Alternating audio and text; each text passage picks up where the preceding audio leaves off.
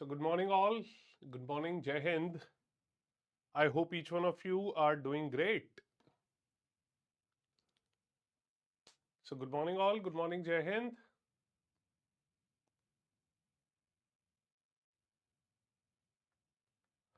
आप सभी लोग जो मेरे साथ इस सेशन में जुड़ चुके हैं, जय हिंद हिमानी जी, जय हिंद, गुड मॉर्निंग। आप सभी का मैं स्वागत करता हूं। जल्दी से मुझे बताइए वॉइस और वीडियो क्लियर है या नहीं।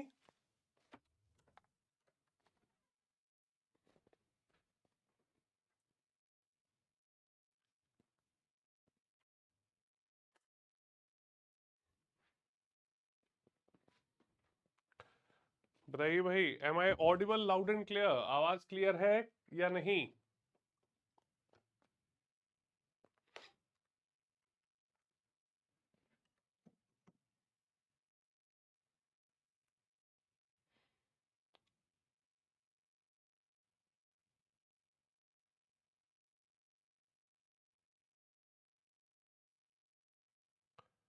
चलिए, तो आज का ये सेशन अब हम लोग स्टार्ट करते हैं।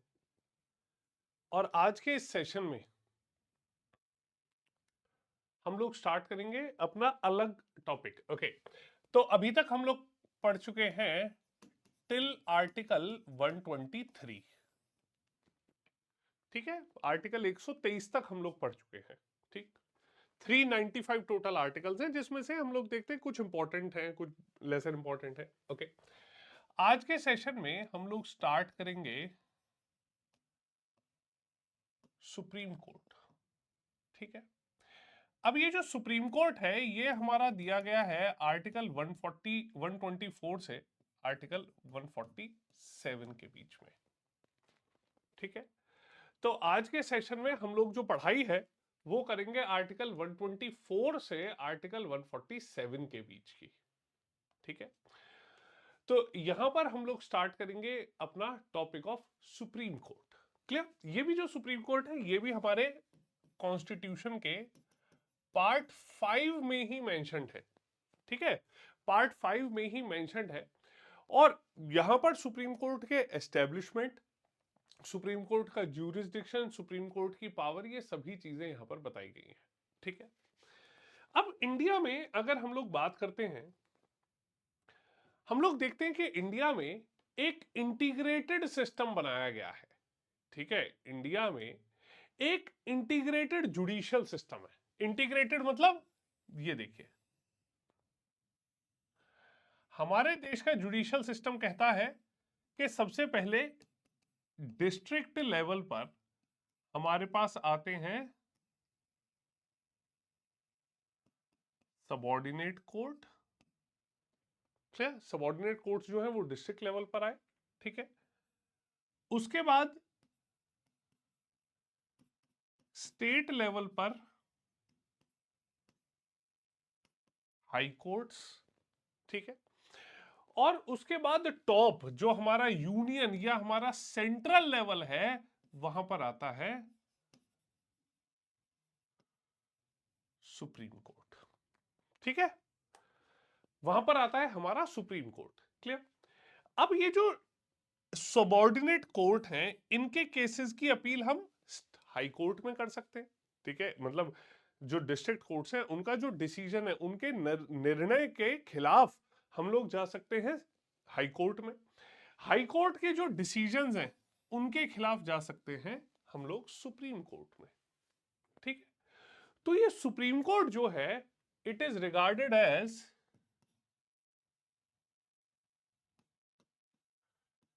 The highest court of appeals in India. Clear? Bharat में अगर हमें किसी भी कोर्ट के डिसीजन के विरोधी जाना है या विरोध में आवाज उठानी है तो हम अपील सिर्फ सुप्रीम कोर्ट में कर सकते हैं। क्लियर? तो सुप्रीम कोर्ट जो है वो हमारे देश में एक हाईएस्ट कोर्ट ऑफ अपील माना जाता है। ठीक है, सुप्रीम कोर्ट में हम इसे एपेक्स कोर्ट ऑफ इंडिया भी कहते हैं। ठीक है, एपेक्स कोर्ट ऑफ इंडिया जो है इसे बोला भी जाता है। ठीक, और इसके साथ साथ ये जो सुप्रीम कोर्ट है इसे कहा गया है final interpreter of the constitution. Clear? तो आप यहां देखिए कि ये जो हमारा सुप्रीम कोर्ट है,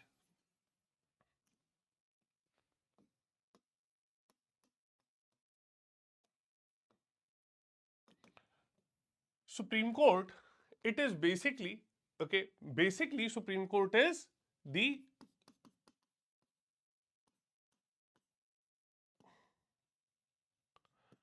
final interpreter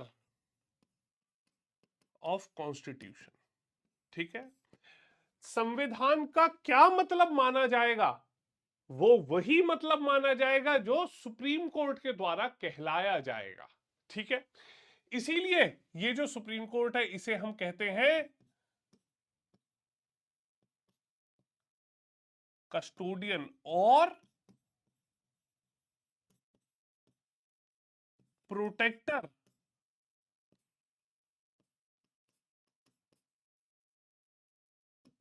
of the constitution. Clear? संविधान का रखवाला, संविधान को बचा के किसने रखा हुआ है, वो सुप्रीम कोर्ट ही है जिसने बचा कर रखा हुआ है। क्लियर? चलिए, ये बेसिक आपको जो एक डेफिनेशंस हैं वो समझ आ रही है सुप्रीम कोर्ट के बारे में। ठीक है? आई होप किसी को सुप्रीम कोर्ट के बारे में ये डाउट्स नहीं है। Clear? I hope all of you are able to understand these basic questions. Okay, ठीक। अभी तक बताइए इसमें कोई डाउट?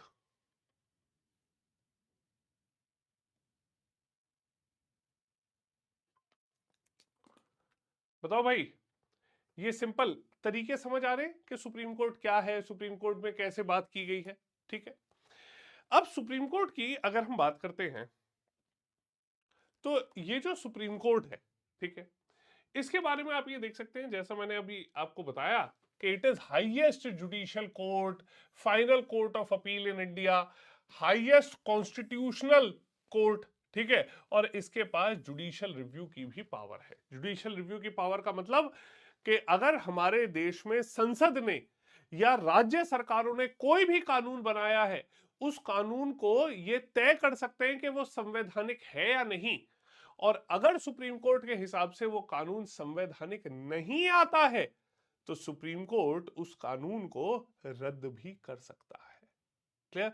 तो हर प्रकार से चीज की संवैधानिकता तय करने का अधिकार सुप्रीम कोर्ट के पास है, और इसीलिए हम लोग कहते हैं कि supreme court is the final interpreter of the constitution of India. Clear? तो कॉन्स्टिट्यूशन ऑफ इंडिया के फाइनल इंटरप्रेटर जो है that is the supreme court. Okay, ठीक। अब यहां पर अगर हम लोग देखते हैं तो ये जो सुप्रीम कोर्ट है ये कैसे एस्टेब्लिश हुआ। ठीक है? अब इंडिया में अगर सुप्रीम कोर्ट की बात की जाए तो वैसे अगर हम लोग देखते हैं तो सुप्रीम कोर्ट एस्टेब्लिश हुआ था 28 जनवरी 1950 को। ठीक है? सुप्रीम कोर्ट 28 जनवरी 1950 को एस्टेब्लिश हुआ था। ठीक है? बट ऐसा नहीं है कि सुप्रीम कोर्ट जो है वो भारत में आजादी से पहले हुआ ही नहीं करता था। ठीक है? 1773 में जब अंग्रेज लेकर आए थे रेगुलेटिंग एक्ट, क्लियर, तो एक supreme court of judicature Calcutta में बनाया गया था। क्लियर? और इसीलिए कहा जाता है कि वहां पर जब चीफ जस्टिस बनाया गया था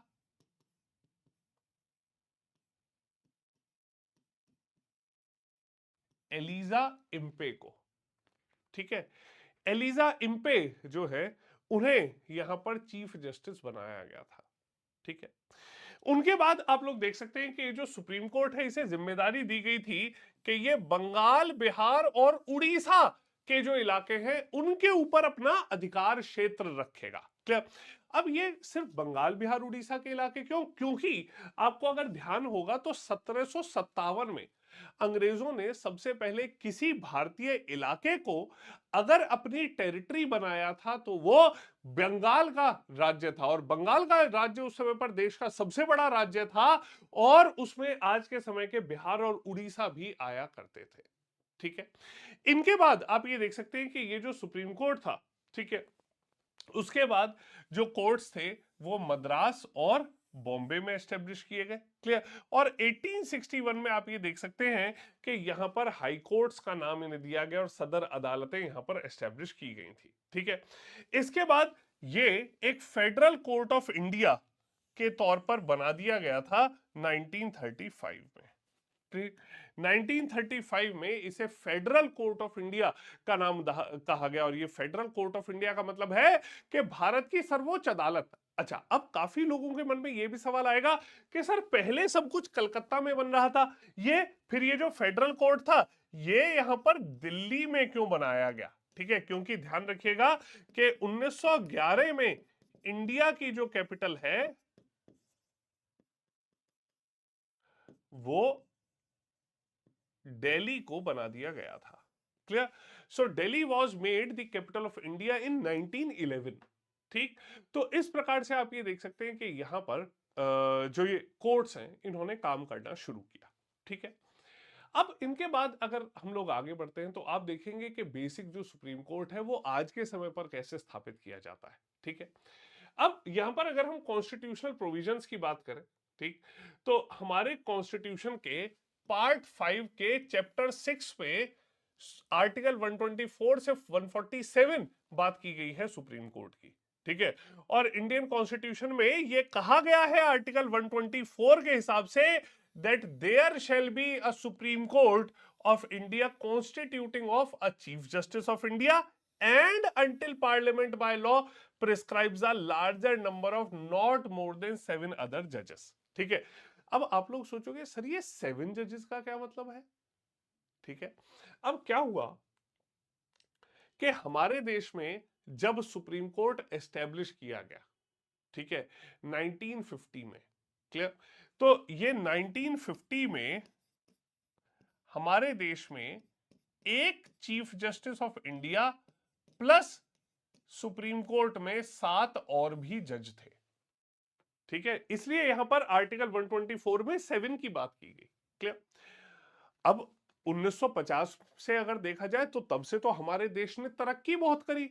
हमारे देश की पॉपुलेशन भी बहुत ज्यादा बढ़ी। पॉपुलेशन बढ़ने के साथ साथ हमने देखा कि लोगों की जो जरूरतें थी, सरकार की जो जरूरतें थी वो भी बढ़ती चली गई। क्लियर। तो सिर्फ 7 जज जो थे वो तो बहुत कम पड़ जाते। ठीक है। तो क्या हुआ कि यहां पर सुप्रीम कोर्ट में कॉन्स्टिट्यूशन ये अधिकार देता है कि पार्लियामेंट के पास ये अधिकार है कि वो जरूरत पड़ने पर सुप्रीम कोर्ट के जो जजेस की स्ट्रेंथ है उसे बढ़ा सकते हैं। ठीक है। सुप्रीम कोर्ट के जो जजेस की स्ट्रेंथ है उसे यहां पर बढ़ाया जा सकता है। क्लियर। अब यहां पर क्या हुआ कि जब जरूरत पड़ी तो 1956 में, यहां पर आप देखो 1950 में टोटल स्ट्रेंथ क्या है? 8, एक चीफ जस्टिस प्लस 7 जज। ठीक है। उसके बाद यहां पर 1956 में यह जरूरत पड़ी कि इन्हें बढ़ाया जा सकता है, तो ये इन्हें बढ़ाकर कर दिया गया 10 मेंबर। ठीक है, 10 मेंबर यहां पर कर दिया गया। ठीक है। उसके बाद 1960 में और लगा के जजेस होने चाहिए, तो इस नंबर को बढ़ाकर 13 कर दिया गया, 13 कर दिए गए। क्लियर। ओके। यहां पर इसके बाद फिर जरूरत महसूस हुई तो 1977 में इस नंबर को बढ़ाकर 17 कर दिया गया। ठीक है। इसके बाद 1986 में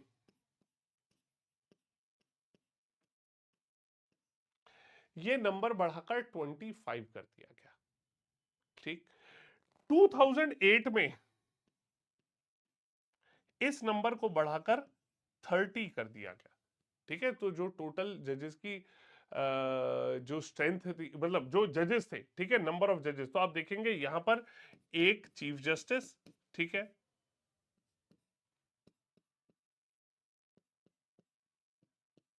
यहां कर दिया गया।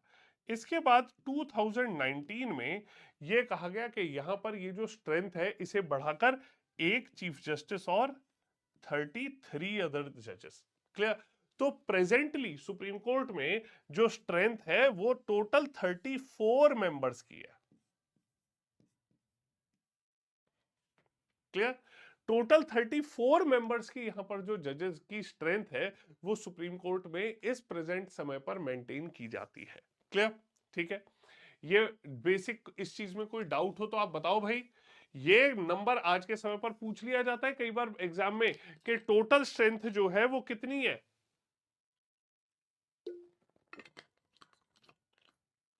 ठीक है, इस चीज में कोई डाउट तो नहीं है कि कैसे ये जजेस की स्ट्रेंथ बनाई जा रही है, ये क्या प्रोसेस है।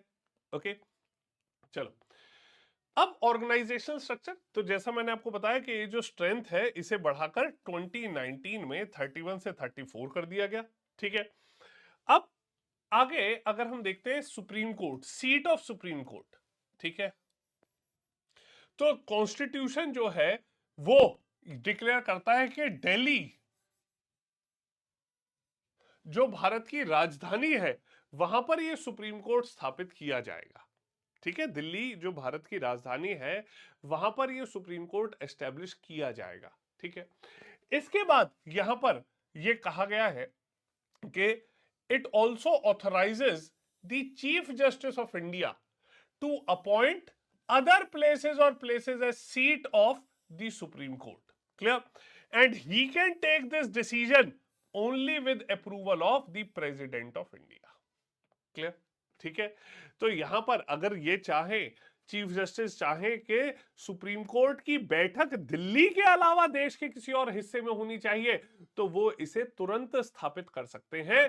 बट स्थापना करने से पहले, स्थापित करने से पहले उन्हें राष्ट्रपति की परमिशन लेनी पड़ेगी। ठीक, ओके। अब यहां पर कहते हैं कि सुप्रीम कोर्ट, अब मैं आपको बताता हूं कि सुप्रीम कोर्ट में जज कैसे बनाया जाता है। ठीक है, अब सुप्रीम कोर्ट में जज बनने के लिए आपको कुछ क्वालिफिकेशंस होनी चाहिए। ठीक है, पहली चीज सिटीजन ऑफ इंडिया। ठीक है, उसके बाद अगली चीज a judge of any high court or more in succession for 5 years। ठीक है, भारत के किसी एक या एक से ज्यादा हाई कोर्ट में कंटिन्यूअसली वो 5 साल तक जज रहने चाहिए। ओके, आप लोग मुझे कमेंट सेक्शन में बताइए कि देश में कितने हाई कोर्ट है। बता सकते हो भाई, कितने हाई कोर्ट हैं देश में?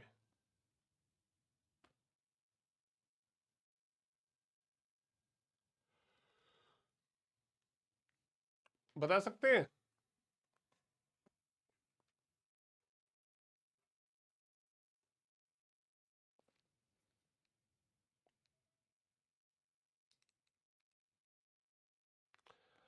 बता सकते हो देश में कितने हाई कोर्ट्स हैं? अरे भाई ये तो गलत बात है। देखिए, देश में टोटल अगर हाई कोर्ट्स की बात की जाए तो India in total have got 25 high courts. ठीक, अब यहां पर कहा गया है कि एक हाई कोर्ट में जज होना चाहिए फॉर 5 इयर्स और, ठीक है, should have been an advocate of a high court और high courts in succession for 10 years. ठीक है, देश के किसी हाई कोर्ट में या एक से ज्यादा हाई कोर्ट में कम से कम 10 साल के लिए प्रैक्टिसिंग लॉयर, मतलब आप वकालत प्रैक्टिस करते हुए भी होने चाहिए। ठीक है, और should be a distinguished jurist in the opinion of the president. ठीक है, कि राष्ट्रपति के हिसाब से, राष्ट्रपति के ओपिनियन में आप एक डिस्टिंग्विश्ड, ठीक है, एक प्रतिष्ठित विधि वक्ता होने चाहिए। ठीक है, अब ये डिस्टिंग्विश्ड ज्यूरिस्ट का मतलब क्या है? इसमें कहा गया है कि ऐसा हो सकता है कि आप इनमें से, ठीक है, जो ये क्वालिफिकेशन है, आप देखिए ये जो ये वाली क्वालिफिकेशन है ना, इनमें से कोई भी एक अगर आप रखते हैं,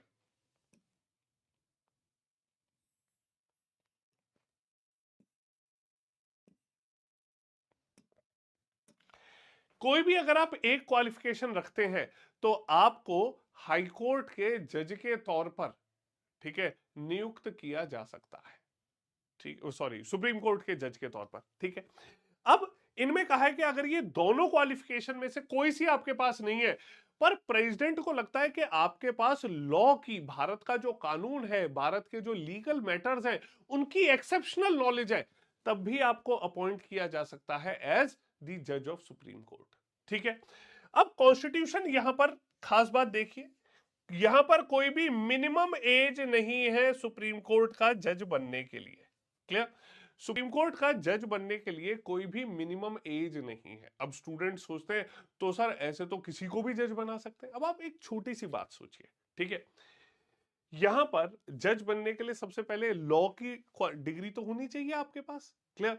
तो अगर आप लोग 18 की एज में क्लास 12th भी करें, 17 की एज में, ठीक है, उसके बाद करने के बाद आप लोग ये देखें कि भाई इसमें फिर आप लॉ करें, तो 12th के बाद भी लॉ करोगे 5 साल लगेगा, ग्रेजुएशन के बाद करोगे तो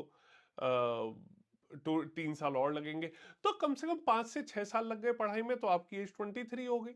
उसके बाद इनमें से किसी भी क्वालिफिकेशन को अटेन करने में 10-15 साल चाहिए। तो आप लोग देखिए कि यहां पर वैसे तो कॉन्स्टिट्यूशन में कोई मिनिमम एज नहीं है, बट एनीवेयर अराउंड 45-50 इस एज से पहले लोग जज नहीं बन पाते। ठीक? क्लियर? अब यहां पर अगली चीज जो आती है, ठीक, वो है अपॉइंटमेंट ऑफ जजेस। ठीक है, तो जजेस कैसे अपॉइंट किए जाते हैं? ठीक, तो कॉन्स्टिट्यूशन कहता है कि जजेस of supreme court are appointed by the president of India. ठीक है, और चीफ जस्टिस ऑफ इंडिया जो है he is appointed by president after consulting with the जजेस of supreme court and high court as he deserves. ठीक है, अब यहां पर दो चीज मैं आपको बताता हूं कि जजेस को कैसे अपॉइंट किया जाता है। ठीक है, क्लियर? अब यहां पर आप ये देख सकते हैं कि ये जो एक लाइन कही गई है, कंसल्टेशन। ठीक है, now the other judges are appointed by president after consultation with the CJI and such other judges of the Supreme Court and High Courts as he deems necessary. Clear? The consultation with the Chief Justice is obligatory in the case. ठीक है, obligatory का मतलब है कि उसे जो process है, ठीक है, उन्हें यहां पर उन्हें अपॉइंट ही करना पड़ेगा। क्लियर? अब आपको मैं बताता हूं कि जजेस का अपॉइंटमेंट कैसे होता है।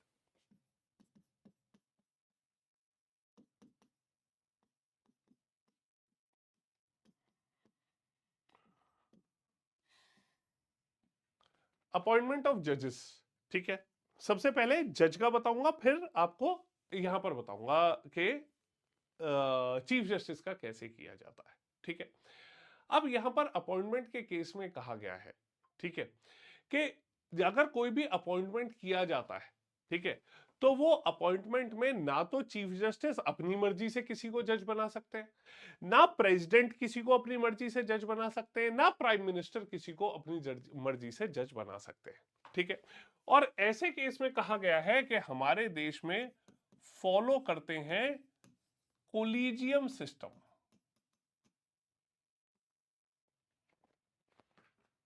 ठीक है, collegium system. Collegium system, collegium word का मतलब होता है एक group.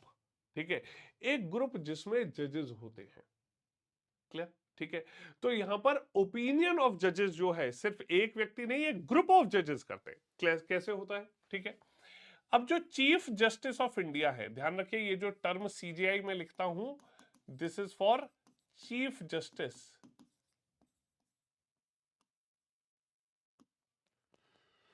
Of India.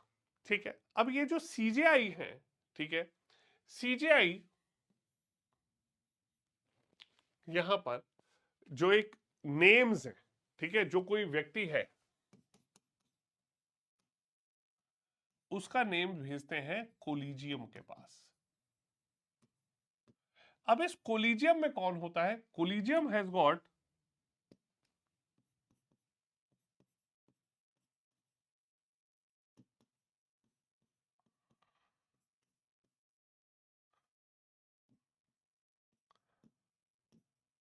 4 senior most जजेस ऑफ सुप्रीम कोर्ट। ठीक है, इसमें होते हैं 4 सीनियर मोस्ट जजेस ऑफ सुप्रीम कोर्ट। ठीक है, अब ये जो सीनियर मोस्ट जजेस हैं सुप्रीम कोर्ट के, ये इस कोलिजियम का हिस्सा है। ठीक है, एक ग्रुप का हिस्सा है, जो ये ग्रुप ने नाम भेजा चीफ जस्टिस को। क्लियर? अब ये जो कोलिजियम है, ठीक है, इसके जजेस अपनी रिपोर्ट तैयार करते हैं और वो तैयार करके रिपोर्ट दोबारा से भेजते हैं चीफ जस्टिस ऑफ इंडिया के पास। क्लियर? मतलब यहां पर अगर सपोज एक कैंडिडेट का नाम आया, तो ये जो 4 मेंबर हैं ये अपनी अपना ओपिनियन देते हैं कि क्या ये व्यक्ति जज बनना चाहिए या नहीं। ठीक है, बनना चाहिए तो क्यों बनना चाहिए, नहीं बनना चाहिए तो क्यों नहीं बनना चाहिए। ठीक है, अब यहां पर आप ये देख सकते हैं कि ये जो रिकमेंडेशंस हैं ये भेजी जाती है। ठीक है, अब ये जो रिकमेंडेशंस हैं, ठीक है, जब ये भेज दी जाती हैं, ठीक है, तो जब चीफ जस्टिस ऑफ इंडिया के पास पहुंची, तो ये recommendation chief justice of India फिर आगे भेजते हैं लॉ मिनिस्ट्री के पास। हमारे देश का जो विधि मंत्रालय है उसके पास भेजी जाती है। ठीक है, ये विधि मंत्रालय इस लॉ मिनिस्ट्री की रिपोर्ट को आगे भेजता है प्राइम मिनिस्टर के पास।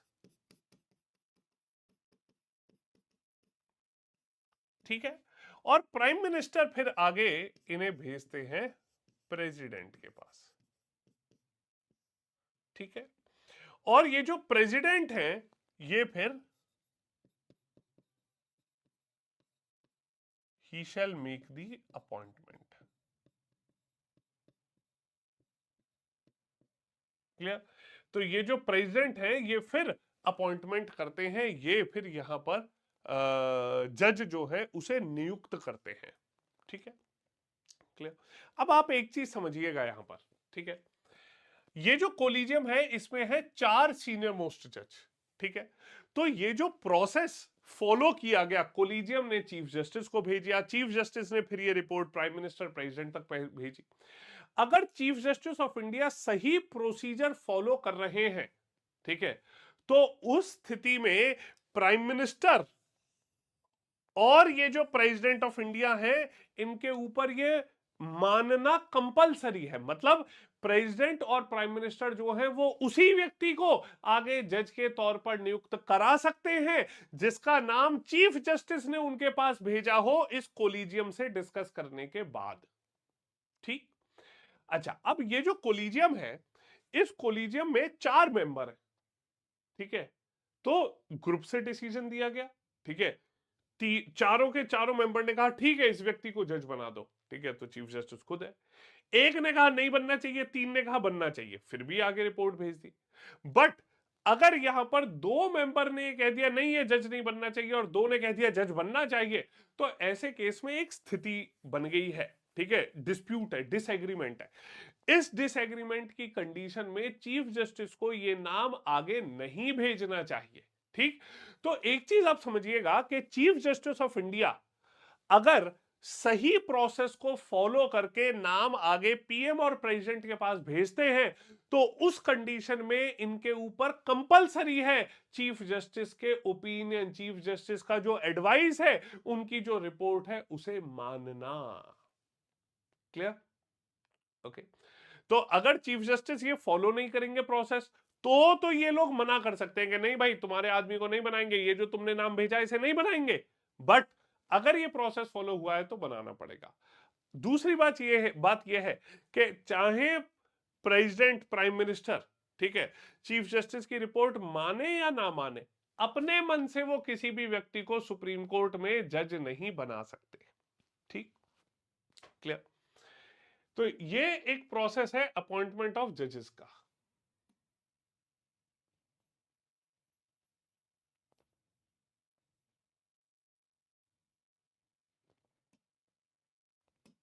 ठीक है, अगला यहां पर आता है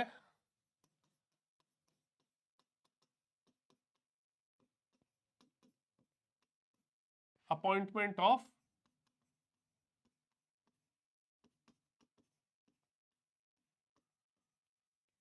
चीफ जस्टिस ऑफ इंडिया। ठीक है, कि चीफ जस्टिस ऑफ इंडिया जो है उन्हें कैसे अपॉइंट किया जाता है। ठीक है, अब क्या हुआ कि 1950 से 1973 तक, क्लियर, हमारे देश का जो कॉन्स्टिट्यूशन है उसमें क्या लिखा हुआ था कि the chief justice of India is appointed by president after consultation with such जजेस of supreme court and high court as he deems necessary. ठीक, तो यहां पर कॉन्स्टिट्यूशन में तो लिखा गया कि भैया ये तो जिसे चाहे प्रेसिडेंट बना सकते हैं, क्लियर। अब हमारे देश में अब आप देखिए कि यहां पर ये रिकमेंडेशन तो प्राइम मिनिस्टर की आ रही है, सरकार की आ रही है, क्लियर। अब नेता जो है वो तो बड़े चालाक होते हैं, ठीक है, तो नेताओं ने क्या करा कि सब कुछ सही चल रहा था, ठीक है, जो व्यक्ति सुप्रीम कोर्ट में सबसे सीनियर हुआ करता था उसे जज बनाते थे, ठीक है। एक बार क्या किया गया कि 1973 में एएन रे जो थे उन्हें सुप्रीम कोर्ट का चीफ जस्टिस बना दिया गया, ठीक है। उसके बाद ये देखा गया भैया ये एएन रे तो जज बना दिए पर इनसे सीनियर तो 3 और जज हैं सुप्रीम कोर्ट में, क्लियर। तो वो सरकार के खास व्यक्ति नहीं थे, तो सरकार ने, नेताओं ने उन्हें नहीं बनाया, ठीक है। इसके बाद दोबारा से 1977 में एमयू बेग जो थे उन्हें चीफ जस्टिस बना दिया गया और उस समय पर भी जो सीनियर मोस्ट जज थे उन्हें नजरअंदाज कर दिया और उनकी जगह एमयू बेग को चीफ जस्टिस बना दिया गया, ठीक है। अब ये जब दोनों गतिविधि यहां पर हुई 1973 में, 1977 में, ठीक है, तो यहां पर अब जुडिशरी को, कोर्ट को ये लगा कि भैया ये जो सरकार है, ठीक है, ये तो भाई हमारे ऊपर जो है अपना जो अधिकार है वो डालना चाहती है। 1973 1977 दोनों समय इंदिरा गांधी प्राइम मिनिस्टर थी, ठीक है। अब यहां पर यह देखा गया कि भैया ये तो बड़ा, ये तो संविधान को ही खत्म कर देंगे ऐसे, क्लियर। तो सुप्रीम कोर्ट ने उस समय पर, क्योंकि सुप्रीम कोर्ट को तो बोला जाता है ना final interpreter of the constitution, ठीक है, तो सुप्रीम कोर्ट ने यहां पर क्या करा कि सुप्रीम कोर्ट ने एक सेकंड जजेस इंक्वायरी केस की शुरुआत करी, ठीक है, 1993 में, क्लियर। और यहां पर सेकंड जजेस इंक्वायरी केस जो था, ठीक है,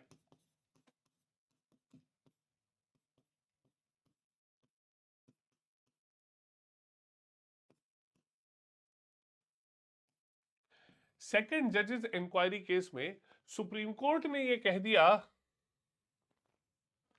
कि सीनियर मोस्ट जज shall alone be appointed as the chief justice of India, clear, कि जो सुप्रीम कोर्ट के सबसे सीनियर जज हैं उन्हें ही चीफ जस्टिस ऑफ इंडिया बनाया जा सकता है, क्लियर। तो अब क्या होता है कि आज के समय पर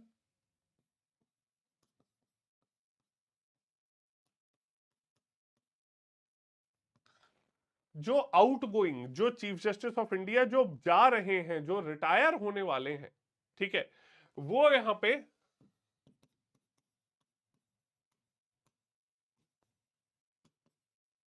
रिकमेंड्स द नेम ऑफ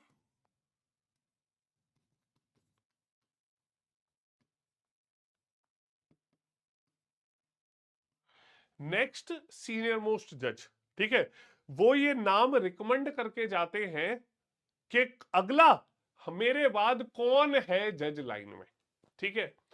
अब वो ये नाम रिकमेंड करते हैं लॉ मिनिस्ट्री को, लॉ मिनिस्ट्री ये नाम आगे भेजता है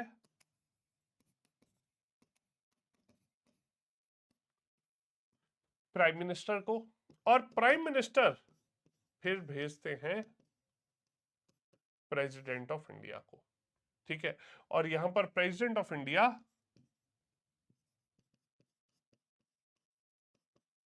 अपॉइंट्स दी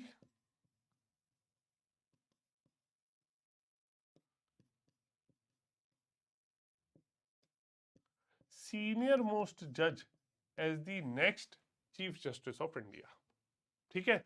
तो जो यहां पर अगले सीनियर मोस्ट जज हैं उन्हें चीफ जस्टिस ऑफ इंडिया के पद पर नियुक्त कर दिया जाता है, क्लियर, क्लियर।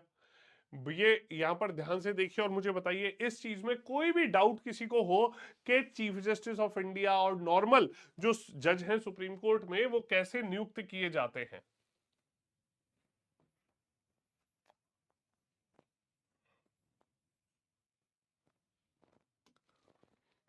बताओ भाई, इसमें कोई डाउट हो किसी को किसी भी प्रकार का तो प्लीज बताइए।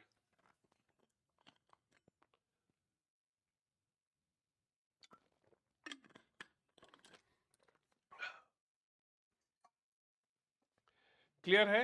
इस चीज में कोई डाउट तो नहीं है किसी को? Okay, next.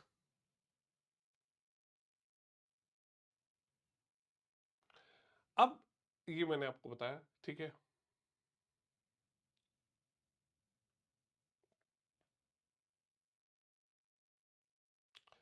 अब जजेस को ओथ कौन दिलाते हैं, ठीक है? तो यहां पर अ पर्सन अपॉइंटेड एज जज ऑफ सुप्रीम कोर्ट, ठीक है, before entering into the office has to make a subscribe to an oath before the president of India. Clear? तो जो जज हैं उन्हें शपथ दिलाते हैं प्रेसिडेंट ऑफ इंडिया। अगर प्रेसिडेंट अवेलेबल नहीं है तो प्रेसिडेंट किसी व्यक्ति को अपॉइंट कर सकते हैं जो उनके बिहाफ पर उन्हें शपथ दिला दे, ठीक है। ऐसे ही जो चीफ जस्टिस ऑफ इंडिया है उन्हें भी ओथ दिलाने का काम प्रेसिडेंट ऑफ इंडिया का ही है। क्लियर? ठीक। अगली चीज टेन्योर, ये जो जजेस हैं इनका कार्यकाल क्या है, ठीक है। तो कॉन्स्टिट्यूशन जो है has not fixed the tenure of जजेस, ठीक है। कॉन्स्टिट्यूशन में जजेस का जो टर्म है वो फिक्स नहीं किया गया है। क्लियर? कि ये जो जजेस हैं ये कितने लंबे समय तक के लिए जज बनाए जाएंगे, ठीक है। अब यहां पर आप ये देख सकते हैं कि तीन प्रावधान बनाए गए। पहला, कि ये जो जज हैं ये रहते हैं 65 साल की एज तक, ठीक है। ओके। अगर वो रिजाइन करना चाहें तो वो अपना रेजिग्नेशन प्रेसिडेंट को दे सकते हैं। क्लियर? और ही can be removed from his office by the president on recommendation of the parliament. Clear? उन्हें उनके पद पर से या 65 से पहले अगर अपॉइंट किया गया है, ठीक है, तब उन्हें हटाया भी जा सकता है। ठीक। तो ये आप लोगों को ध्यान रखना है कि यहां पर जो जज नियुक्त किए जा रहे हैं वो 65 एज तक के लिए होते हैं, तो उनकी जो एज ऑफ रिटायरमेंट है that is till 65 years of age. Clear? ठीक है, 65 तक की एज के लिए उन्हें अपॉइंट किया जाता है। ठीक। चलिए अगला, ये तीनों चीज ध्यान रखनी है कि उनका टेन्योर क्या है, उनका कार्यकाल कितना है। क्लियर?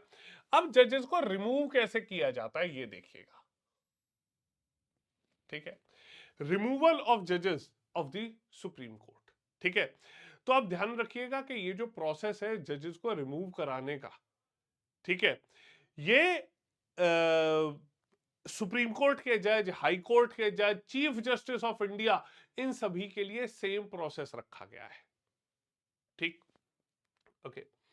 अब यहां पर अगर हम लोग देखते हैं एक और चीज,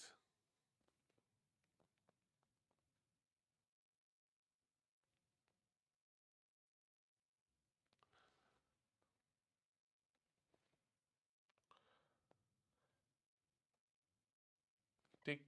अब ये जजेस को हटाया कैसे जा सकता है, ठीक है। Now he can be removed by an order of president of India, ठीक है।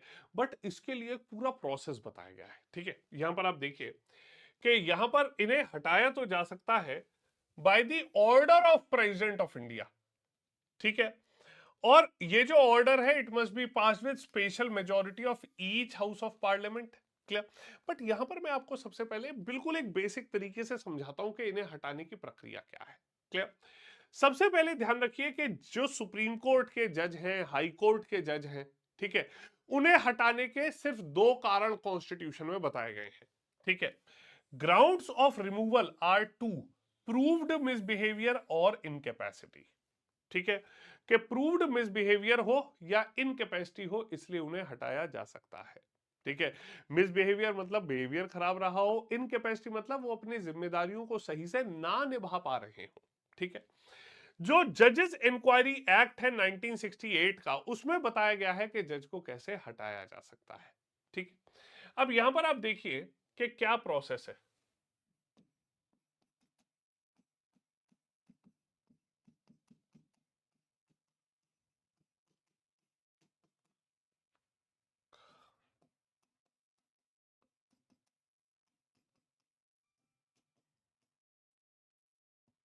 ठीक है। अब एक चीज आप देखिएगा कि सुप्रीम कोर्ट के जज को हटाना, हाई कोर्ट के जज को हटाना, चीफ इलेक्शन कमिश्नर को हटाना और comptroller and auditor general, clear, इन चारों को हटाए जाने की प्रक्रिया कॉन्स्टिट्यूशन में सेम रखी गई है। ठीक, वो कैसे है वो मैं आपको बताता हूं। ठीक, अब ये जो रिमूवल है जजेस का सुप्रीम कोर्ट का, clear, so this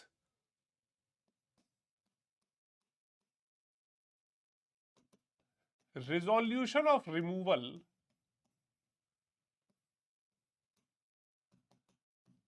can be initiated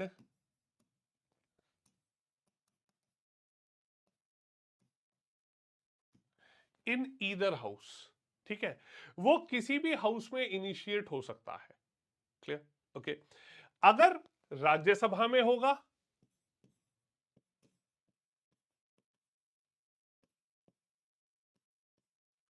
then with the support of at least 100 MPs, sorry,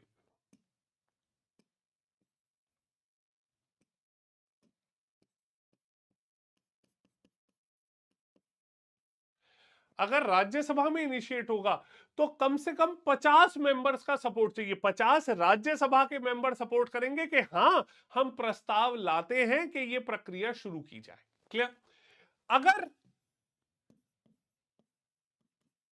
ये लोकसभा में शुरू होगा then with the support of 100 MPs, ठीक है।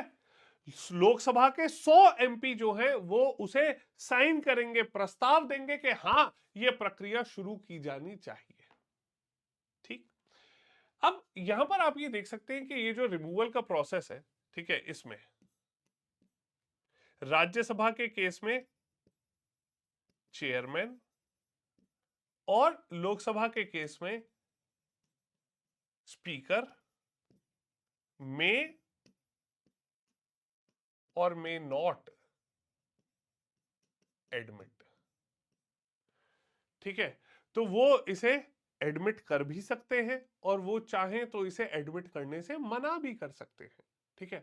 बट यहां पर आप करेंगे देखेंगे कि वो एडमिट कब होता है, अगर ये 100 MP 50 MP का समर्थन है तो यूजुअली वो इसे एक्सेप्ट कर लेते हैं, ठीक है। अब जब यहां पर इसे एडमिट कर लिया जाता है,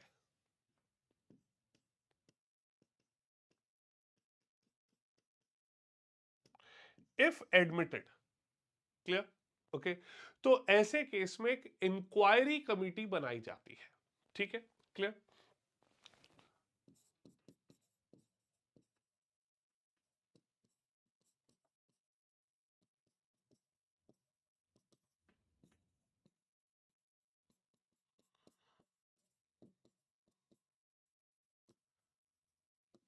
ठीक है, एक इंक्वायरी या इन्वेस्टिगेशन कमिटी जो है वो बनाई जाती है, ठीक है। इस कमिटी में 3 लोग होते हैं, ठीक है। इसमें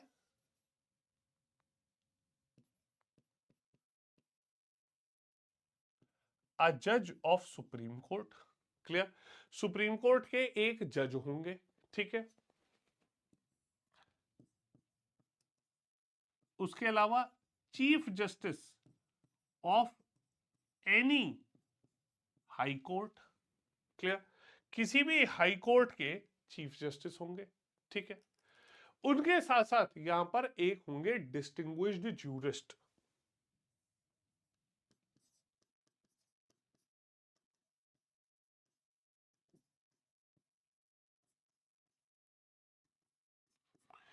डिस्टिंग्विश्ड ज्यूरिस्ट का मतलब ऐसे व्यक्ति जिन्हें लीगल अफेयर्स की बहुत शानदार नॉलेज होगी, ठीक है, जिन्हें बहुत ज्ञान होगा, ऐसे भी एक मेंबर बनाए जाएंगे, ठीक है।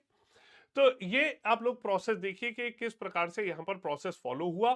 कि सबसे पहले यहां पर ये ध्यान से समझना, ये पेपर एग्जाम के लिए बहुत जरूरी है, ठीक है। तो किसी भी हाउस में इनिशिएट होगा, ठीक है, राज्यसभा में इनिशिएट हुआ तो 50 MPs का सपोर्ट चाहिए, लोकसभा में हुआ तो 100 MPs का सपोर्ट चाहिए, ठीक है। इनिशिएट होने के बाद, ठीक है, यहां पर एडमिट अगर हो गया तो उनके बाद एक इंक्वायरी कमेटी बनाई जाएगी, ठीक है। बनाएगी, जिसमें होंगे एक जज सुप्रीम कोर्ट के, chief justice of any high court और एक डिस्टिंग्विश्ड ज्यूरिस्ट। ठीक है, ये जो लोग हैं वो यहां पर लाए गए।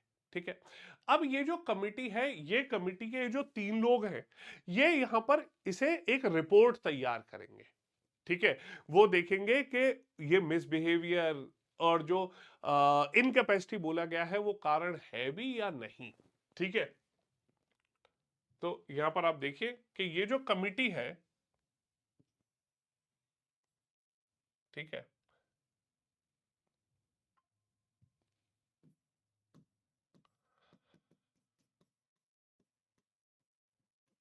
Committee shell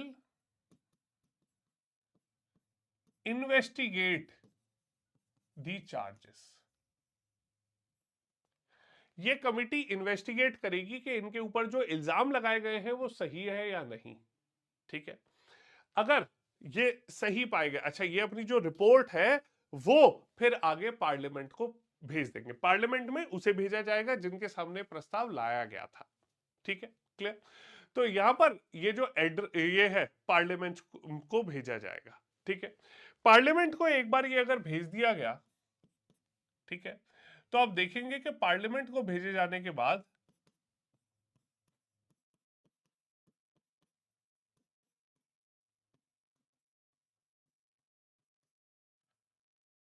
Saint to the parliament, clear, दोबारा उस हाउस को भेज दिया गया।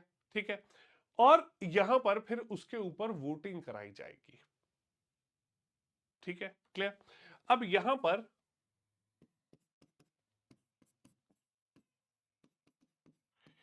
Each house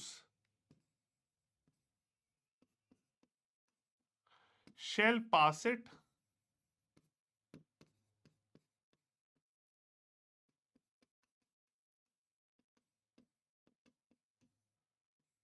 with special majority.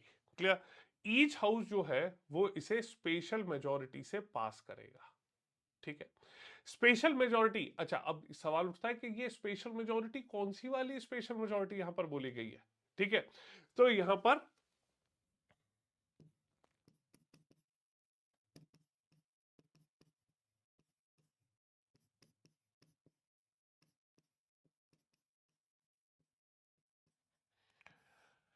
Majority of total strength plus 2/3 of present and voting.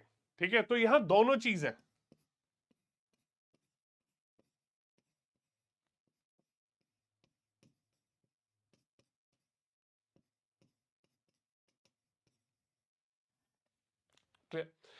तो यहां पर ये पार्लियामेंट से पास किया जाएगा। ठीक है, अब पार्लियामेंट के दोनों हाउसेज ने अगर इसे पास कर दिया सेम इसी मेजोरिटी से, मतलब अब आप देखो कि चाहे इनिशिएट हुआ हो किसी भी हाउस में, पर बाद में पास इसे दोनों हाउस करेंगे। ठीक है, दोनों हाउसेज ने अगर ये पास कर दिया, ठीक है, then an address is given to the president.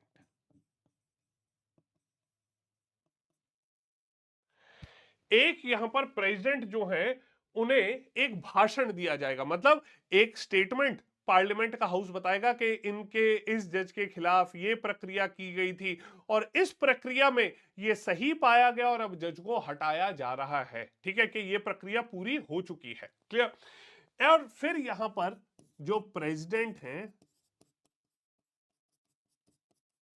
Shall order removal, president जो है फिर यहां पर रिमूवल ऑर्डर करेंगे। क्लियर, तो इस प्रकार से आप ये देखते हैं कि यहां पर ये जो प्रक्रिया है ये कैसे पास की जाती है और कैसे ये पूरा प्रोसेस फॉलो होता है। ठीक, क्लियर। तो यहां ध्यान से देखिए कि सबसे पहले इनिशिएशन, ये प्रोसेस बहुत जरूरी है। मैंने आपको पहले ही बताया कि कौन कौन से मैं आपको लिख के बता दूंगा। ठीक है, तो यहां कमेटी इन्वेस्टिगेट कर रही है चार्जेस, चार्जेस कौन से हैं, ठीक है, प्रूव्ड मिसबिहेवियर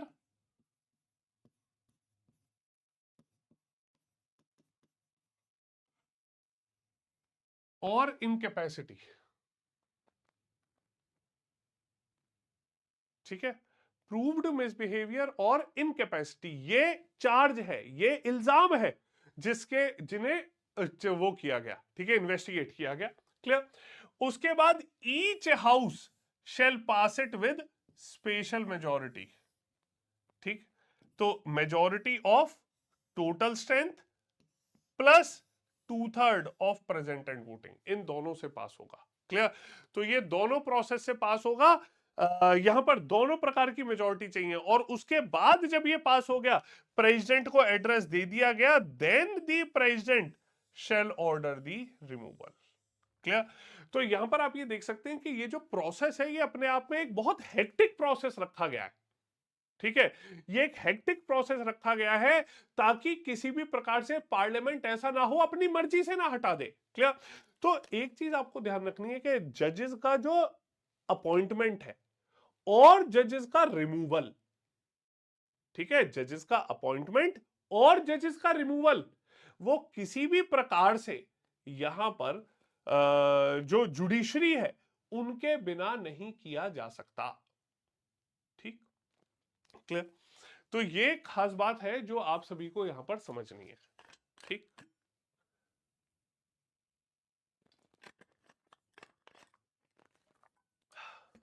अगली चीज, अब यहां पर आप ये देखेंगे कि ये जो प्रोसेस है, ठीक है, जजेस का ये जो प्रोसेस है, जैसा मैंने आपको बताया था कि ये removal it is same for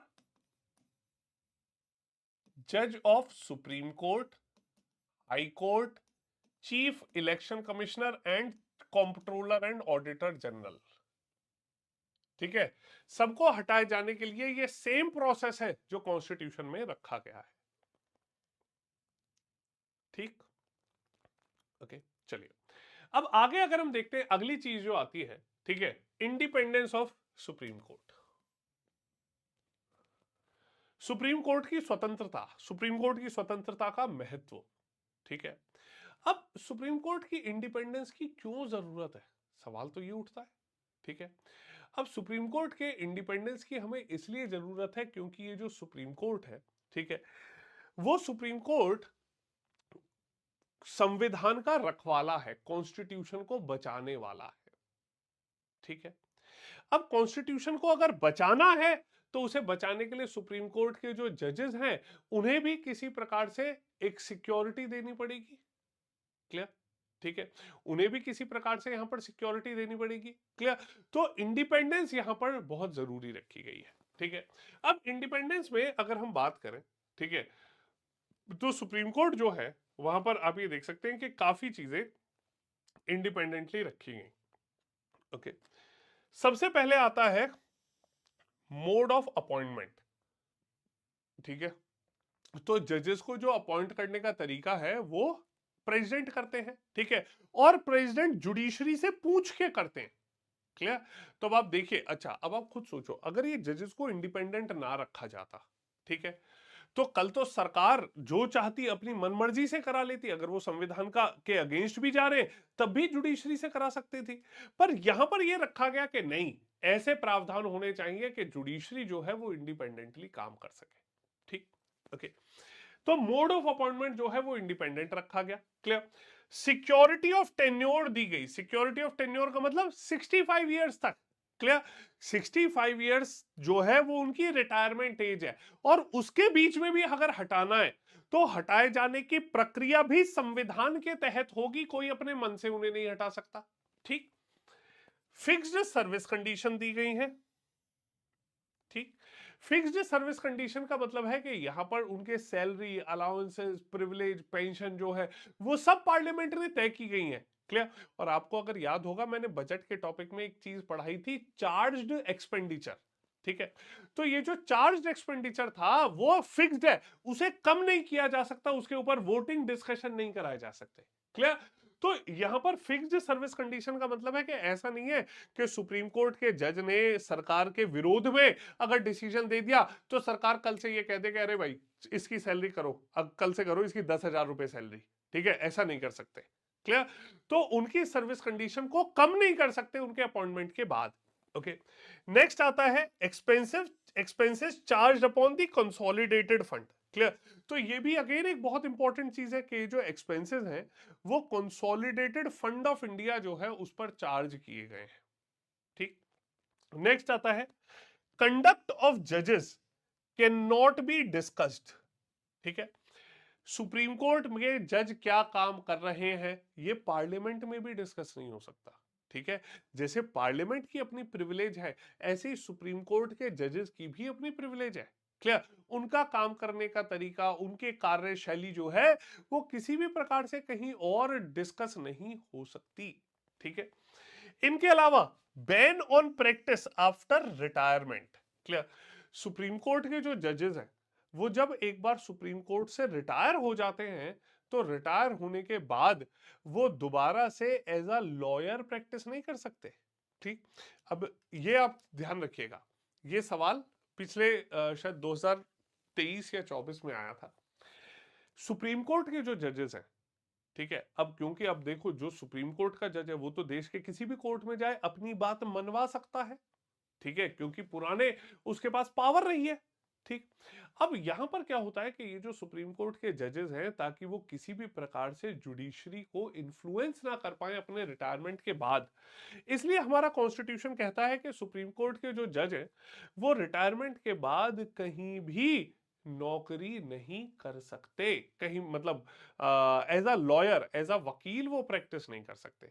high court के जो जजेस हैं वो कर सकते हैं, वो एक बार अगर रिटायर हो जाए तो वो जिस हाई कोर्ट से रिटायर हुए हैं वहां छोड़ के बाकी देश के सभी हाई कोर्ट्स में प्रैक्टिस कर सकते हैं, वो सुप्रीम कोर्ट में भी प्रैक्टिस कर सकते हैं। ठीक, अगली चीज यहां पर आती है power to punish for its contempt. Clear? अब सुप्रीम कोर्ट के पास ये अधिकार है कि अगर कोई सुप्रीम कोर्ट के आदेशों की अवहेलना करता है, ठीक, सुप्रीम कोर्ट के आदेशों को मानने से मना करता है, तो सुप्रीम कोर्ट उसके ऊपर पनिशमेंट उसे दे सकते हैं, उसे कंटेम्प्ट में, ठीक है, उसे पनिश किया जा सकता है। मतलब सुप्रीम कोर्ट के आदेशों को मानना जो है वो जरूरी है, अगर आप नहीं मानोगे तो आपको पनिशमेंट दिया जा सकता है। ठीक, इसके साथ साथ freedom to appoint its staff. Supreme court के पास ये अधिकार है कि वो अपना स्टाफ अपॉइंट कर सकते हैं। ठीक है, इनके अलावा it's jurisdiction can not be curtailed. ठीक है, उनके जो ज्यूरिसडिक्शन है मतलब सुप्रीम कोर्ट का जो अधिकार क्षेत्र है उसे कम नहीं किया जा सकता, उसे बढ़ाया तो जा सकता है पर उसे कम नहीं कर सकते। ठीक है, तो सुप्रीम कोर्ट में ये खास बात है कि सुप्रीम कोर्ट के आदेशों की जो उनका डिसीजन देने का जो स्कोप है उसे कम नहीं कर सकते, उसे पार्लियामेंट बढ़ा सकता है। ठीक, इसके साथ साथ सेपरेशन फ्रॉम एग्जीक्यूटिव। क्लियर?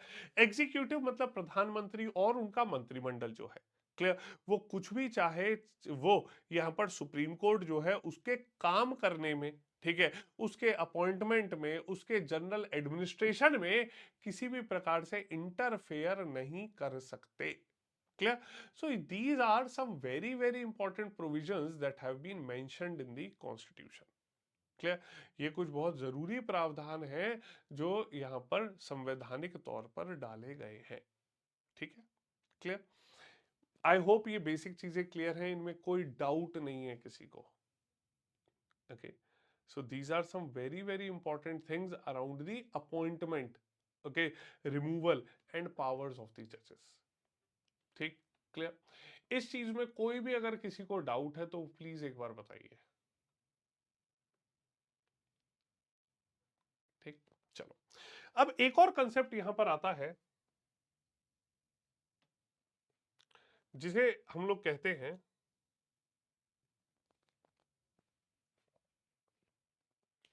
एक कंसेप्ट ऑफ एक्टिंग जजेस।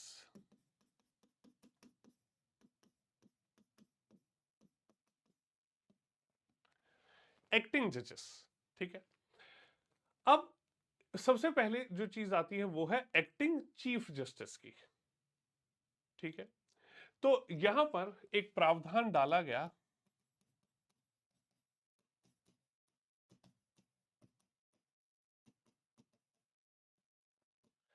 Acting chief justice. क्लियर? तो प्रेसिडेंट जो है, ठीक है, वो सुप्रीम कोर्ट के